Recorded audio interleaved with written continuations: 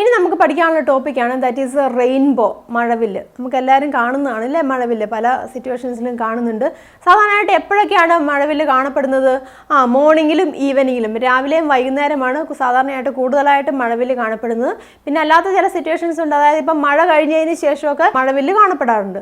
അപ്പോൾ എന്തായിരിക്കും ഈ രാവിലെ അല്ലെങ്കിൽ വൈകുന്നേരം അല്ലെങ്കിൽ മഴ കഴിഞ്ഞതിന് ശേഷം റെയിൻബോ കാണപ്പെടുന്നതിന് കാരണം? ആ സമയത്ത് എന്താണ്, അറ്റ്മോസ്ഫിയറിൽ വാട്ടർ കണ്ടന്റ്, ചെറിയ ജലകണികൾ ഒരുപോലെ കാണും അല്ലേ, ഒരുപാട് കാണും അല്ലേ.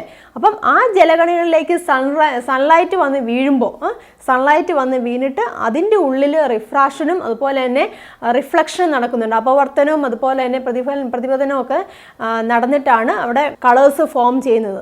അതൊരു പ്രത്യേക രീതിയിൽ നമ്മൾ ഓരോ കളേഴ്സും കാണും. നമ്മൾ പറഞ്ഞു തന്ന ഓരോ കളേഴ്സിനും ഓരോ വേവ് ലെന്താണ്. അതുകൊണ്ട് തന്നെ നമ്മൾ ഈ ഓരോ കളേഴ്സിനെയും കാണുമ്പോൾ എന്താണ്, ഒരു പർട്ടിക്കുലർ ആംഗിളിലാണ് കാണുന്നത്. അപ്പോൾ അതുകൊണ്ടാണ് നമുക്ക് ആ റെയിൻബോ ഇങ്ങനൊരു ആർക്ക് രൂപത്തിലൊക്കെ കാണപ്പെടുന്നത്. മനസ്സിലാവുന്നല്ലോ.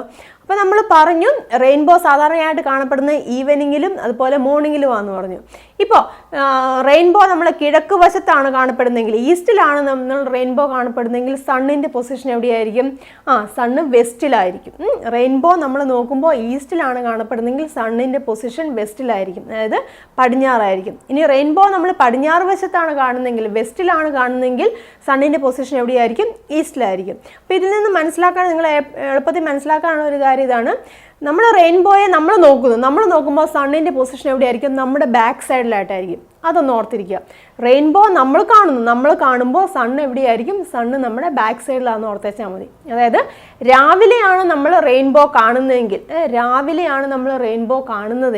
റെയിൻബോ എവിടെയായിരിക്കും കാണപ്പെടുന്നത്? വെസ്റ്റിലായിരിക്കും. അതായത് സണ്ണ് എവിടെയാണ്? ഈസ്റ്റിലല്ലേ. മനസ്സിലാകുന്നത്? ആ ഒരു രീതിയിൽ നിങ്ങൾ പഠിച്ചു വെച്ചാൽ മതി. അപ്പം റെയിൻബോ നമ്മൾ കാണുമ്പോൾ സണ്ണിൻ്റെ പൊസിഷൻ നമ്മുടെ ബാക്ക് സൈഡിലായിരിക്കും. അതായത് റെയിൻബോ നമ്മൾ കിഴക്ക് വശത്താണ് കാണുന്നതെങ്കിൽ സണ്ണിൻ്റെ പൊസിഷൻ എവിടെയാണ്? വെസ്റ്റിലായിരിക്കും, പടിഞ്ഞാറായിരിക്കും. മനസ്സിലായില്ലേ? അപ്പം റെയിൻബോ നമ്മൾ വെസ്റ്റിലാണ് കാണപ്പെടുന്നതെങ്കിൽ, പടിഞ്ഞാറാണ് കാണപ്പെടുന്നതെങ്കിൽ സണ്ണിൻ്റെ പൊസിഷൻ എവിടെയായിരിക്കും? ഈസ്റ്റിലായിരിക്കും. ക്ലിയർ ആയല്ലോ?